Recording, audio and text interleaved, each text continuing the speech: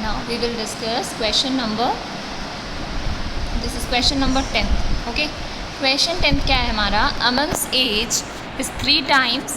We have discussed questions from 4 to 8 in our previous video. ठीक है, तो आप पहले वो चेक करोगे, उसके बाद ये questions चेक करेंगे हम. ठीक, क्वेश्चन क्या है हमारा, question 10 that Aman's age is 3 times his son's age. Aman की एज क्या है, 3 times है उसकी सन की एज की. यस, सपोज़ अब हमें तो ये नहीं मालूम कि इसकी सन की एज तो दी नहीं है, आगे भी आप क्वेश्चन पढ़ सकते हो कि कहीं पे भी कोई एज गिवन है या नहीं है, तो कहीं भी कोई एज गिवन नहीं है. यस, सपोज़ अब सिंपल सी बात है, फादर की एज बड़ी होगी या फिर उसके सन की एज बड़ी होगी. किसकी एज बड़ी होगी, अमन की तो एज बड़ी होगी. ठीक है, बच्चे की एज तो छोटी होगी, तो हम मान लेते हैं जो छोटी एज है उसको हम मान लेते हैं. सन की एज को हमने मान लिया, let the age of son be, let Aman son's age be x years. हमने मान लिया सन की एज क्या है, एक्स ईयर्स है. ठीक है, एज है तो ईयर्स में होगी. Yes, let the age of Aman son be x year. अब आपको गिवन है according to question that Aman age is 3 times his son's age. जो भी हम एज ये मान रहे हैं ना, वो क्या मानते हैं हमेशा, प्रेजेंट एज, कि वो इतने साल का अभी है, राइट नाउ. जैसे राइट नाउ आप 13 ईयर्स ओल्ड हो, ठीक है, तो आपकी एज क्या है 13. आप 2 साल पहले कितने साल के थे, 5 साल बाद कितने साल के होंगे, वो तो आपके 13 ईयर्स में से ही सबट्रैक्ट ऐड होगा. यस, तो अभी जो अमन है वो कितने साल, अभी अमन कितने ईयर्स ओल्ड है, अमन का बेबी सन एक्स ईयर्स. ठीक है, therefore Aman's age will be 3x years. तो यहाँ पे क्वेश्चन में दिया है कि जो अमन है, जो फादर है, उसकी एज क्या हो जाएगी, 3 times है किसकी एज की, उसकी सन की एज की, तो वो हो गया 3x. Yes, now 10 years ago what they are saying, 10 years ago, अच्छा हाँ, 10 years ago their age was. अब हम ये क्यों कर रहे हैं यहाँ पे देखते हैं. 10 years ago he was 5 times his son's age. 10 साल पहले, सपोज़ अगर आप अभी कितने साल के हो, 15 ईयर्स के हो, ठीक है, तो आप 10 years ago कितने साल के हो गए, माइनस कर दो 10. 10 साल पहले आप कितने साल के थे, 5 साल के. ठीक है, तो वही चीज़ हमें यहाँ करनी है. बोला गया कि 10 years ago he was 5 times his son's age.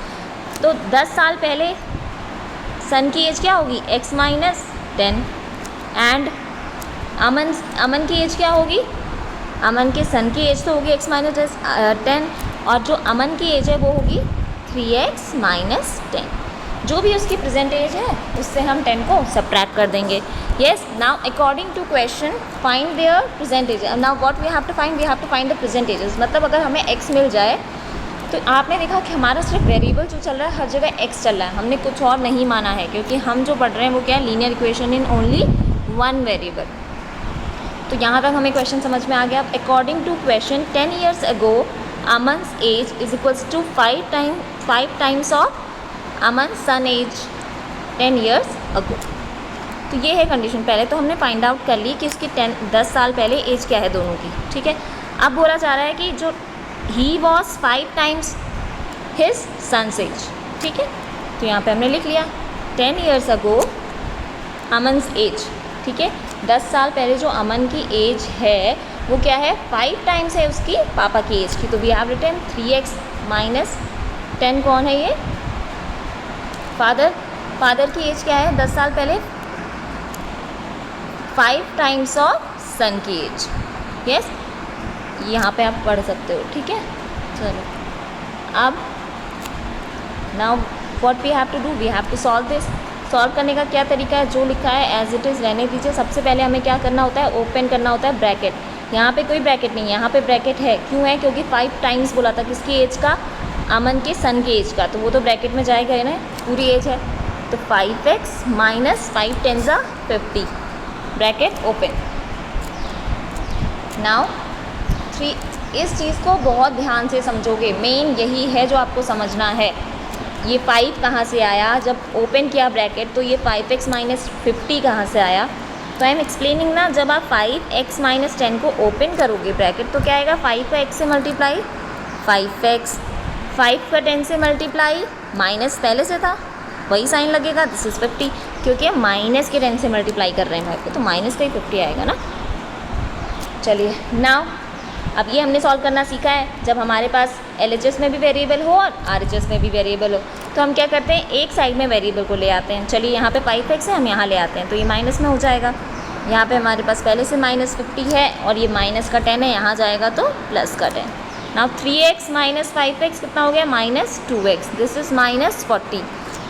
-50 plus 10 कितना हो गया, -40। माइनस से minus cancel out, x equals to 40/2। यहाँ पे मल्टीप्लाई में है, दूसरी साइड जाएगा RHS, then it will go in division. What we will get, 20। यानी कि सन की एज क्या है, 20। x किसको माना था हमने, सन की एज को, तो we will write Aman son age is, present age क्या है, 20 ईयर्स है, तो प्रेजेंट एज ऑफ फादर क्या हो जाएगी, 3x थी, 3 टाइम्स ऑफ हिज सन, तो 3 × 20 we will get 60। Okay, 60 years. तो आप इस तरह से क्वेश्चंस करोगे, ठीक है। अब बात करते हैं एक्सरसाइज 2.5 की, सॉल्यूशंस ऑफ क्वेश्चंस। अब इन्हें आप अच्छे से समझोगे। अब दोबारा से हमें क्या करना है, what we have to do, we have to solve this linear equation, ठीक है। थोड़ी सी डिफ़िकल्ट नज़र आ रही है बट ये बहुत ईजी है, ठीक है। चलिए, अच्छा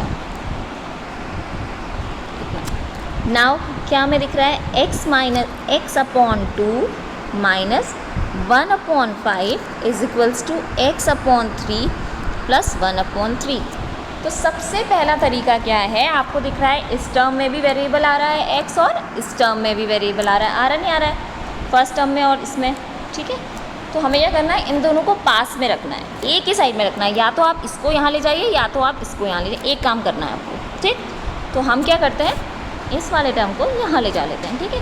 what we will do, x/2 minus x/3, और एज इट इज़ जो था उसको वैसे ही रहने दीजिए, नेक्स्ट स्टेप में करेंगे, इज इक्वल्स टू 1/4। इतना समझ में आया आपको।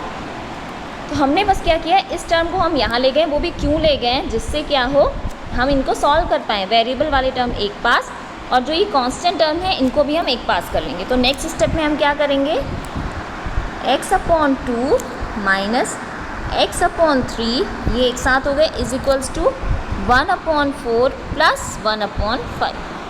तो हमारे क्या हो गए, LHS में ये दोनों टर्म हो गए और RHS में ये दोनों हो गए। Got it.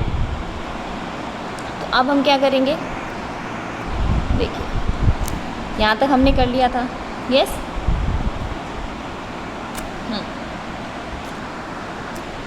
चलिए मैं आपको ऐसे समझाती हूँ, यहीं पे समझाती हूँ। हमारे पास क्या आ गया, x/2 माइनस x/3, ठीक, इज इक्वल्स टू 1/4 प्लस 1/5। अब सबसे इम्पॉर्टेंट है, आपको आना चाहिए क्या, LCM निकालना, ठीक है। अब 8th क्लास में आपसे एक्सपेक्ट किया जाएगा कि आपको LCM फाइंड आउट करना आता होगा, ठीक है। लेकिन मैं फिर से आपको बता रही हूँ कि आपको कैसे करना है। तो अब यहाँ पे देखो, इनको सॉल्व करने के लिए आप देख रहे हो उसका डिनोमिनेटर है 2 और इसका डिनोमिनेटर है 3 और ऊपर हमारे पास x है। तो अब डायरेक्ट तो माइनस कर नहीं दोगे कि x में से x माइनस हो जाएगा, x/2 से x/3 माइनस नहीं कर दोगे ऐसे। तो आप क्या लोगे, LCM। 3 और 2 का LCM क्या आएगा, इस तरह से लेते हैं LCM 2, 3, ठीक है। वैसे भी इसका LCM क्या आएगा, 6। आप फाइंड आउट करके देख लो इस तरह से, अगर आपको नहीं आता है। अब 2 की टेबल में 6 कितने टाइम्स आता है, 3 टाइम्स। तो we will multiply 3/x, 3 × x minus 3 का डिवाइड 6 में किया आपने, 6 को डिवाइड किया 3 से, क्या मिलेगा आपको, दिस इज़ 2, मिला हमें 2x, ठीक है। ये हो गया, इज इक्वल्स टू सेम हम यहाँ करेंगे, यहाँ पे भी 1/4 प्लस 1/5 डायरेक्ट ऐड नहीं होंगे। ऐसा नहीं कि आप कर दोगे 2 + 3 कर दोगे, नो, ये पॉसिबल ही नहीं है, ठीक है। तो आप क्या करोगे, इसको इरेज कर लेते हैं पहले, ठीक। आप क्या करोगे, LCM लोगे, 4 और 5 का LCM क्या होगा, 20, यस। देखो दोनों जो नंबर हैं वो एक दूसरे से डिवाइड नहीं होते, इसलिए हमेशा LCM क्या होगा ऐसे नंबर का, उन दोनों का मल्टीप्लिकेशन। 4 और 5 एक दूसरे की टेबल में नहीं आते हैं, ठीक है, वो एक दूसरे के फैक्टर्स नहीं हैं। तो हमारा जो वो LCM आएगा हमेशा क्या आएगा, उन दोनों नंबर्स का मल्टीप्लिकेशन होगा। तो हम तभी डायरेक्ट लिखना है, आपको इस तरह से सॉल्व करने की ज़रूरत भी नहीं पड़ेगी अगर आप ये चीज़ समझ लो तो। 5 4 ज़ा 20, अब 4 5 ज़ा क्या होता है 20, 4 का डिवीजन 20 में गया तो कितना आया 5, प्लस 5 1 ज़ा 5, यहाँ पे 1 है, ठीक है। फिर 5 का डिवीजन 20 में गया 4 ज़ा 4 इंटू 1 4, ठीक। हमें क्या मिल गया 9/20, और यहाँ क्या मिलेगा 3x में से 2x गया x/6, तो हमारे पास आ गया है x/6 is equals to 9/20। Yes, अब हम सॉल्व कर लेंगे इसे, क्रॉस मल्टीप्लाई। यहाँ पे सीखेंगे हम क्रॉस मल्टीप्लाई क्या होता है, ठीक है। क्या था x/6 and 9/20, cross multiplication. Arrow का मतलब है जो x को मल्टीप्लाई करना है हमें 20 से, तो हम लिखेंगे 20x, 6 को मल्टीप्लाई करना है 9 से, 6 इंटू 9, ठीक। अब जो ये 20x है, 20 क्या हो रहा है इसके साथ मल्टीप्लाई हो रहा है। अब हम क्या करें, इसे 20 को कहाँ ले जाते हैं RHS की तरफ, 20। अब सॉल्व कर लीजिए, ठीक है। 6 कैंसिल आउट होगा, 10 ज़ा ये हुआ 3 ज़ा, ठीक। 9 3 ज़ा 27/10, यस। आंसर क्या आ गया 27/10, ओके। इसी तरह से हम सेकंड क्वेश्चन करेंगे। चलिए, इसे करने के बहुत से तरीके हैं। चाहो तो आप डायरेक्टली क्या ले सकते हो, एलसीएम ले सकते हो। चाहो तो आप एक एक करके एलसीएम ले सकते हो, जितने में आप सुटेबल हो, ठीक है। चलिए, अब हम सपोज हमें ये सॉल्व करना है, सॉल्व द लीनियर इक्वेशंस। बस अच्छे से समझोगे तो बहुत इजी हैं ये इक्वेशंस, ठीक है। क्या है यहाँ पे n/2 -3/n, sorry -3n/4 plus 5n/6 is equals to 21। आप देख रहे हो numerator denominator, numerator denominator and numerator denominator सब अलग अलग है, ठीक है। यहाँ पे 21/1, तो इसको साइड में ही रहने देते हैं, इसको जो साइड में है। अब हमें क्या करना है, we have to take LCM of the denominators. क्या क्या है एलसीएम, 2 4 6 का एलसीएम लेना नहीं आता हो तो ऐसे ले लो, 2 4 एंड 6। मैं बता देती हूँ इसमें, 2 1 ज़ा 2, 2 2 ज़ा एंड 2 3 ज़ा, 2 1 ज़ा एंड जो 3 नहीं जाएगा उसे ऐसे रहने देंगे, फिर 3 ज़ा, 3 1 ज़ा एंड अब 1 आ गया, यहीं पे हम स्टॉप हो जाएंगे, ठीक है।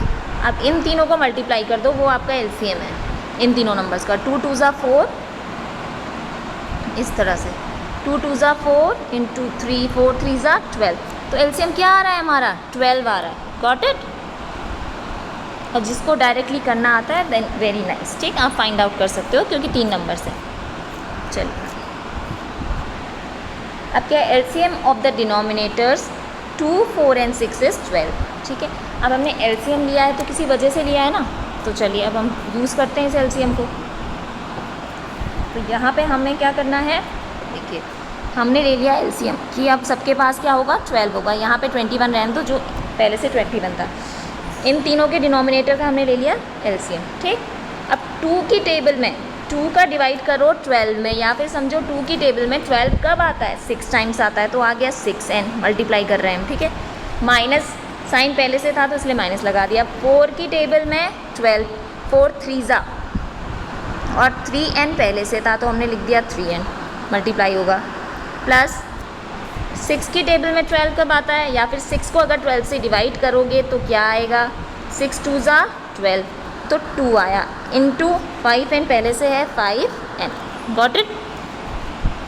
तो हमारा क्या आ गया 6n minus 9n plus 10n/12 is equals to 21। आया ये। अब हमें क्या करना है, सॉल्व करना है, ठीक है।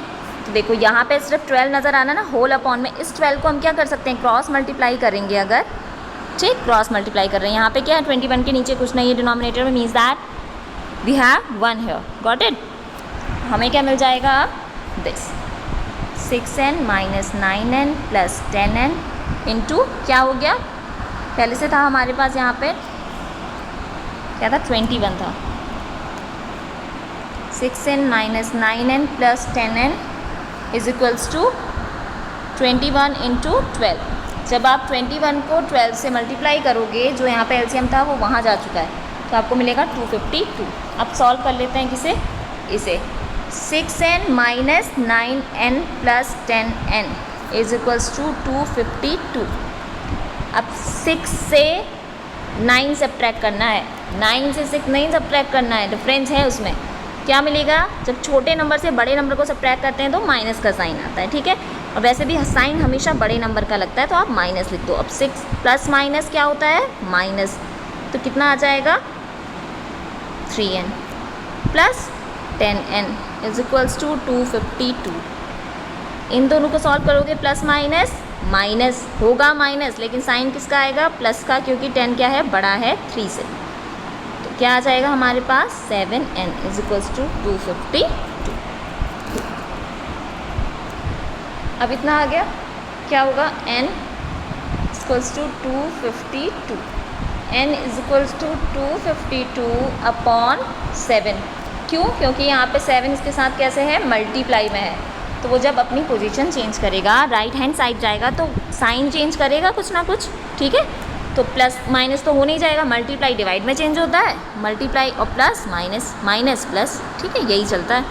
इनटू वाला डिवाइड या डिवाइड वाला इनटू।